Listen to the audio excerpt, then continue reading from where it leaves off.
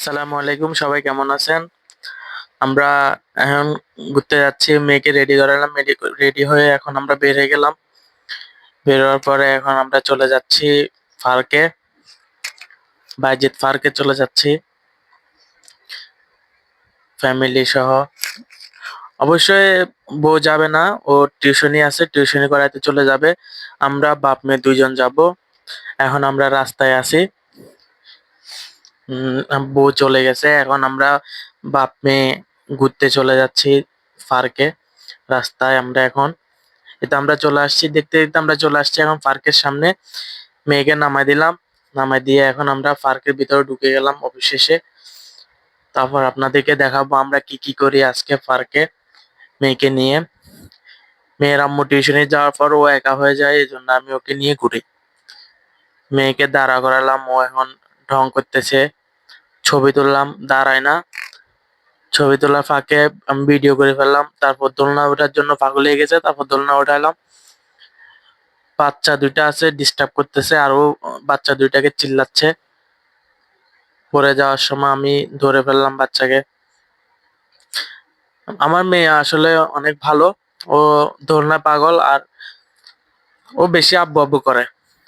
তারপর আমরা এখানে আসি, বসলাম একটা সিঁড়িতে, যেখানে বসার কোনো জায়গা নেই, মানুষ বেশি। তারপর আমরা বাপ মেয়ে দুইজন বসে ঢং করতেছি আর ভিডিও করতেছি, ছবি তুলতেছি। আর মেয়ে খালি একটু পর পর আম্মু কই, আম্মু কই, আম্মু কই করে চিল্লায়।